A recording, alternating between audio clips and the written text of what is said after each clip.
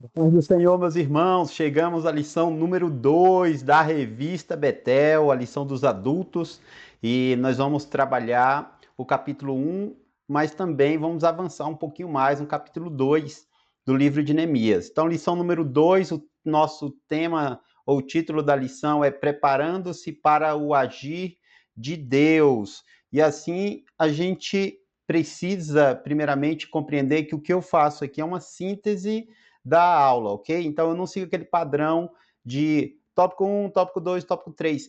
Eu uso isso, eu fiz o meu trabalho, o meu esboço em cima exatamente dos tópicos. E aqui eu faço uma síntese, tá? Então, pode ser que algo que eu coloque aqui seja útil para o irmão, para a irmã na sua aula, tá bom? Mas eu estou dentro exatamente da lição, tá bom? Então vamos lá. A verdadeira obra exige duas forças simultâneas. Aqui a gente está dentro do tópico 1, e aqui envolve o seguinte: a obra confiada por Deus. Primeiramente, a gente tem que ter um preparo espiritual. E dentro desse preparo espiritual, nós vamos ter uma disciplina da oração, do jejum e saber, compreender que nós somos dependentes deste Deus. Então, direcionamos toda essa disciplina a este Deus, mediante a oração, mediante o jejum. E assim aguardamos ele dentro de uma confiança, dentro da fé. E o posicionamento assertivo.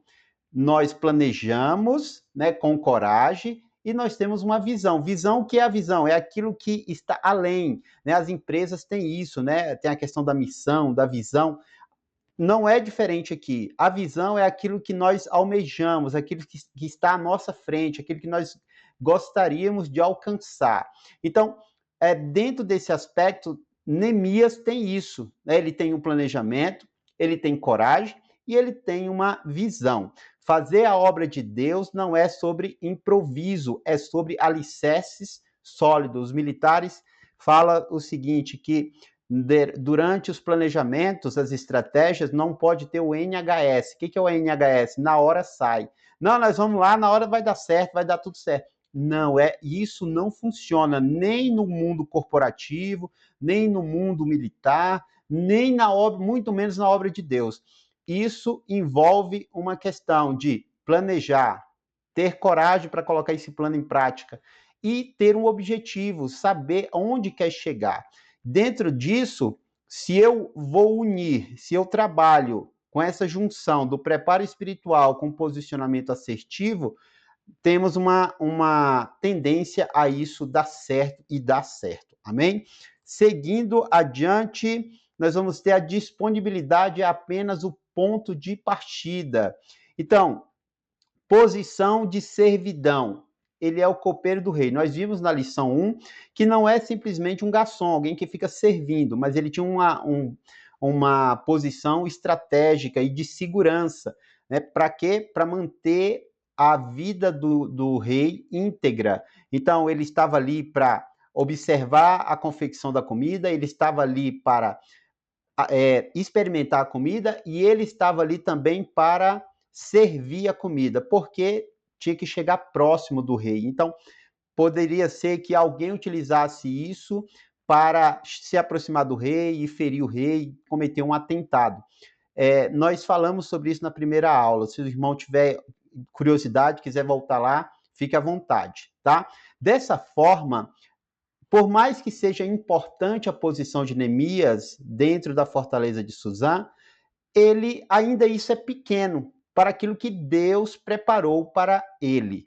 Então, daqui, ó, o tempo de preparo, ele tem acesso ao poder, ele está próximo de um homem poderoso e ele tem uma ciência de como funciona toda aquela política, né, daquele rei. Então, o tempo de preparo. Muitas das vezes estamos em posições que julgamos ser pequena, mas Deus está nos preparando, porque às vezes nós não estamos lá na evidência, mas estamos nos bastidores. Nos bastidores nós sabemos como funciona as engrenagens, nós conseguimos compreender isso. Alguém que já começa lá em cima não tem essa percepção e logo pode falhar.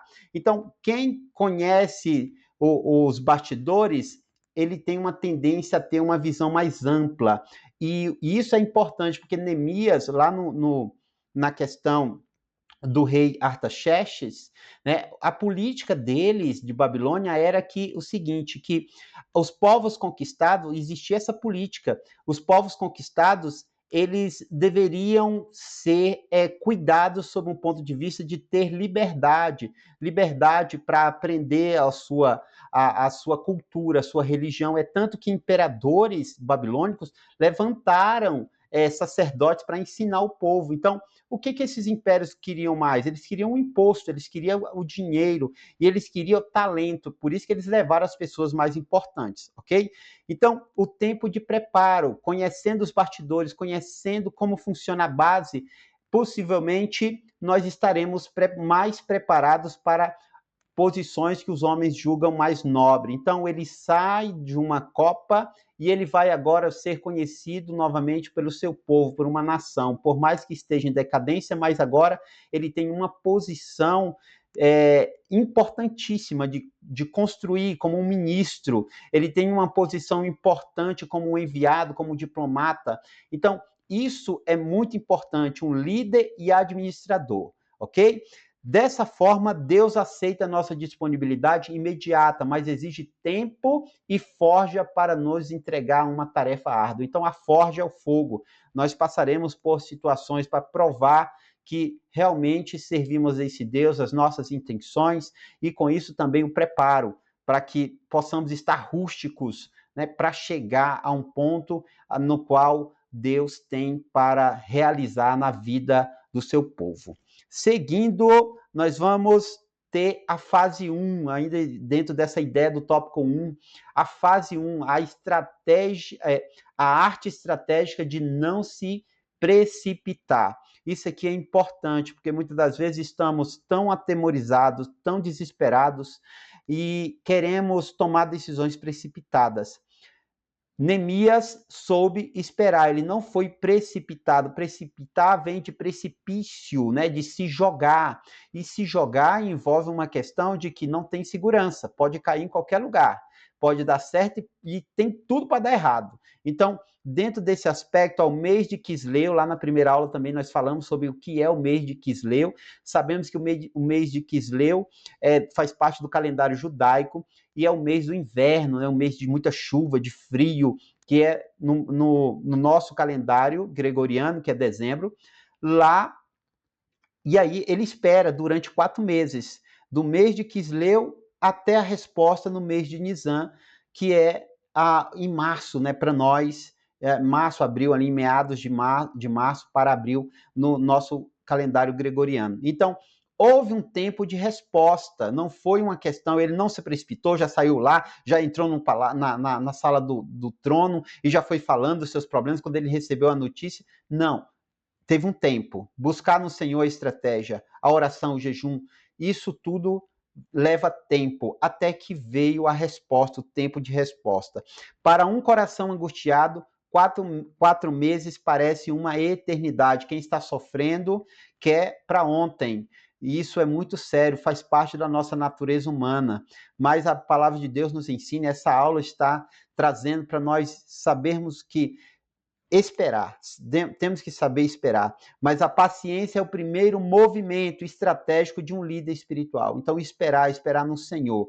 Salmo 40, verso 1 vai dizer o seguinte: esperei com paciência no Senhor, e ele se inclinou para mim e ouviu o meu clamor. Então, nós esperamos no Senhor, nós não esperamos na preguiça, nós não esperamos no desespero, nós esperamos no Senhor e confiamos que ele vai ouvir nosso clamor e dará resposta no tempo certo, que é o tempo kairos, o tempo oportuno. Nós estamos no cronológico, no cronos, queremos as coisas para ontem e é de imediato, mas Deus tem o seu tempo, é o kairos, que é o tempo oportuno. Seguindo adiante, nós vamos para a sala de espera de Deus, transforma o mensageiro. Então, nessa fase 1, nós temos a sala de espera de Deus, transforma o mensageiro. Ninguém gosta de esperar. Nós não gostamos de esperar. Quando nós vamos resolver alguma questão, vamos ao médico, vamos a um órgão público, tem a senha, tem que esperar. Nós não gostamos de esperar. Mas esperar faz parte do plano de Deus. Por quê? O desejo, primeiro, é uma engrenagem, nós temos o desejo de agir. Isso é importante, ter o desejo de agir?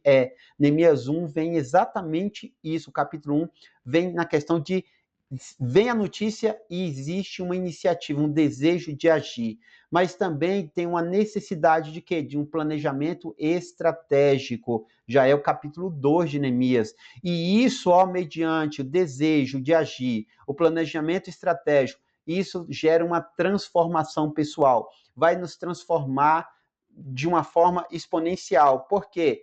Vai nos tirar de uma situação, vai nos colocar em evidência. E ao ser colocado em evidência, não é só a questão do status, mas sim a questão de que haverá lutas, haverá dificuldades. Mas se levantou alguém com iniciativa, ele se levantou alguém com estratégia, se levantou alguém confiando em Deus. E com isso, a obra será feita. O tempo de espera não existiu apenas para resolver o problema de Jerusalém. Deus usou os 4 meses para fazer de Neemias a própria resposta à sua oração. Então, Neemias viu o agir de Deus. Ele estava orando, ele estava jejuando, ele estava buscando resposta, estratégia no Senhor, para que tudo aconteça. Dessa forma, nós avançamos para o checklist da prontidão.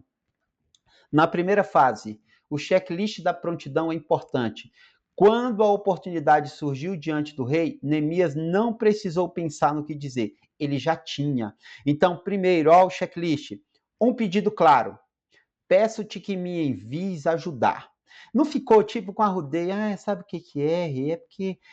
não arrudeou toco, não ficou... Não, foi bem incisivo, um pedido claro, peço, o que ele quer? Porque, geralmente, pessoas importantes não têm tempo para arrudeio, porque eles são mais dinâmicos na questão. Então, ser direto, né, um pedido, a clareza do pedido, isso é importante. E aí vem outra questão, um plano estruturado. Ele já tinha um plano, ele não chegou lá no rei para falar, eu acho, não é porque eu estou com um problema assim, não, ele já chegou com a solução. Eu tive no meu período nas Forças Armadas, eu tive um capitão que falava assim, não me venha trazer problema se você não trouxe a solução. Não entre no meu PC, no meu gabinete, para falar algo que é um problema, mas você não trouxe a solução. Então, parecia ser uma coisa estranha, parecia, mas estava certo. Por quê? Eles não têm tempo a perder, essas pessoas. Então, um plano estruturado. Ele já tinha um plano, Deus já tinha dado a ele o plano, o que precisava, como fazer, toda a logística, nós vamos ver isso mais à frente. Então, um plano estruturado para que eu edifique. O que é? Qual é o objetivo disso? Edificar muro e restaurar as portas, né? E o prazo? O prazo determinado. E Neemias não cita lá em Neemias 2,6, ele diz que pediu um prazo, mas ele não cita quanto tempo, mas houve um determinado tempo. Ele estipulou isso. Amém? Seguindo adiante, entramos na fase 2, mais especificamente ali o tópico 2 da lição, que é a intercessão do lugar certo e a hora certa. E aqui nós vamos ter uma tríplice, né? Fidelidade no dever, servindo ao rei diariamente. Então, o comportamento de Neemias era um testemunho. Neemias não era uma pessoa problemática, Neemias era uma pessoa que o rei confiava, Neemias era uma pessoa que o rei observava a sua conduta, a sua ética, a sua moral. Então, isso é importante. Muitas das vezes, nós fechamos portas devido ao nosso comportamento, né, social, socioemocional. Então, isso é muito sério. Sensibilidade ao momento, né? Ele tinha uma tristeza percebida. O rei sabia como ele se portava diariamente, já conhecia como ele se apresentava, mas agora ele estava triste, angustiado. Aí foi de propósito ou não, mas sinceramente era o seu estado, era como ele exatamente estava se sentindo, porque nós observamos isso lá no capítulo 1, no início do capítulo 1. Então, vem o quê? A coragem para agir, mesmo com muito medo. Neemias não é um chefe de Estado, ele está pedindo algo que envolve diplomacia, ele está pedindo algo que envolve a questão política. Ele não é nenhum desses dois. Ele não é um diplomata, ele não é um político, ele não tem uma posição importantíssima no meio do povo de Israel. Então, assim, isso aqui é muito sério. Mas ele já tinha um plano e ele teve coragem de falar. Foi o rei que, o que, ó, provocou a conversa. Então, isso é muito importante. Neemias transformou o que precisava ser um risco imenso, demonstrar tristeza diante do monarca. Nós já vimos pregadores trazendo que na cultura deles, né, na cultura de Artaxerxes, lá de Babilônia, ninguém poderia chegar diante do rei com tristeza. E não era qualquer um que se aproximava do rei. Então, ele estava triste, né? Havia um risco imenso aí. Mas aí vem a questão, ó, na porta de entrada para a sua posição. Tudo isso, esse risco imenso, era uma porta de entrada para ele apresentar o seu pedido e iniciar uma missão. Amém? Dessa forma, a gente avança. E aqui, olha, comunicação estratégica e inteligência emocional. Olha o que Neemias não disse. Jerusalém está destruída e politicamente vulnerável. Fato direto, mas sem conexão emocional.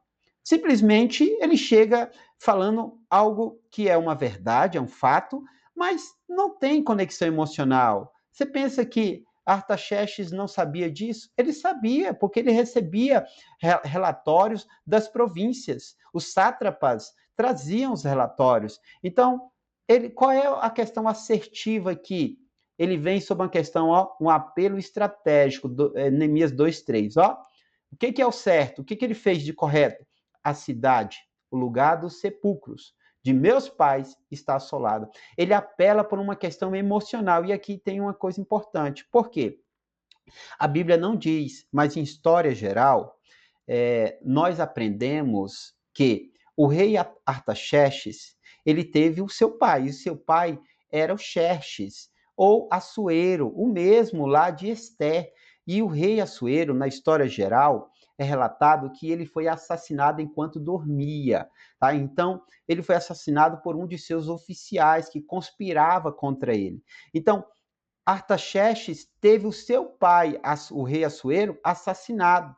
Quando Neemias vai falar o sepulcro dos meus pais, o que acontece na cabeça de Artaxerxes? Há uma conexão emocional. Então, isso aqui é muito importante. Então, Neemias apelou a um valor sentimental, profundo do rei, abrindo espaço para o quê? Para o pedido. Então, a partir desse momento, ó, o rei foi quebrado nas suas emoções. A partir desse momento, ele rememorou o que aconteceu, o quão era importante a questão dos pais. O rei Assuero estava sepultado em Babilônia, mas os pais, e segura o seu sepulcro íntegro, né? Porém, Neemias vem falar, ó, o sepulcro dos meus pais está assolado. Então, houve uma conexão emocional, sentimental, para que haja uma decisão, né, coesa, objetiva, política e também diplomática. Sendo assim, nós avançamos. Confiar em Deus não dispensa planejamento material. Tem gente que fala o seguinte: não, vai dar tudo certo, Deus vai agir. Só que Deus, ele trabalha com parceria.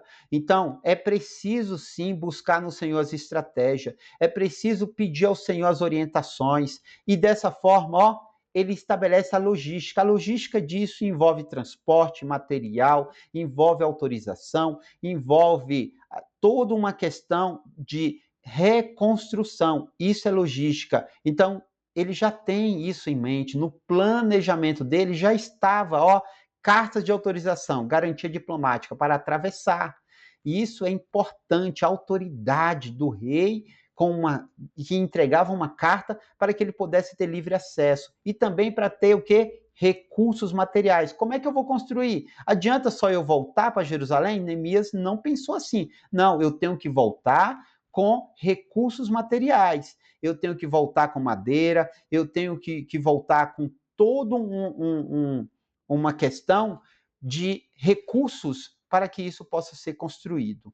E aí vem a outra questão que ele pede, proteção militar, escolta de capitães e cavaleiros. Aqui é importante porque ele está levando material, ele está levando carga, e essa carga é muito preciosa, é madeira, isso era caro na época. Então, isso é importante, um planejamento estratégico, a logística para ser feita, ele já tinha. Ele não chegou para o rei, não sei como fazer, estou precisando. Não, ele já tinha todo o plano elaborado, porque Deus o concedeu. Neemias exigiu logística completa, cartas de autorização, recursos materiais e proteção militar, porque ele sabia que lá, tanto no percurso, haveria insegurança, precisava de proteção, mas lá também ele ia precisar de segurança, porque havia os inimigos do povo de Deus habitando naquela terra.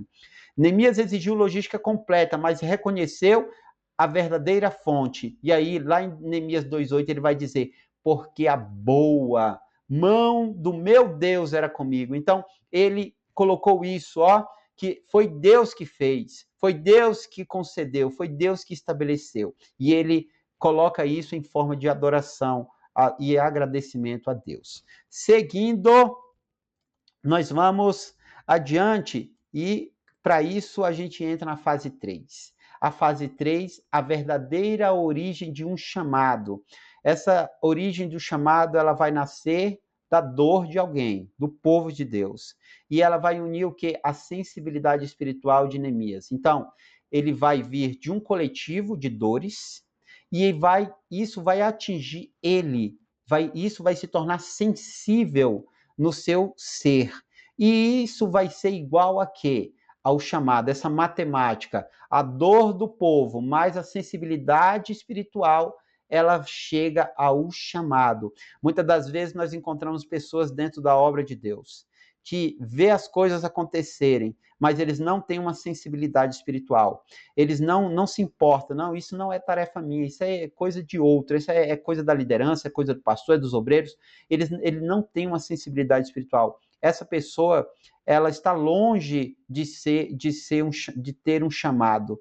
Então, o verdadeiro homem de Deus, a mulher de Deus, ele vai observar as condições, ele tem proximidade, ele tem conhecimento de como está a situação do povo, e ele vai ter essa sensibilidade para que essa sensibilidade seja transformada em ação, em atitude. E isso traz um chamado, isso mostra um chamado, porque Deus está com seus olhos na terra, observando, e se tiver um crente que tem sensibilidade a uma causa que o Senhor precisa trabalhar, resolver, ele vai usar essa pessoa. Amém? Então, Neemias não recebeu uma visão mística, um sonho. Não, eu acho, não foi disso, veio isso com proximidade, com relacionamento, seu chamado nasceu do contato direto com a realidade e a dor do seu povo. Tem líderes que não sabem nem o nome dos seus liderados, não sabe quantos tem, não sabe onde moram, não sabe as dificuldades, não sabe como estão.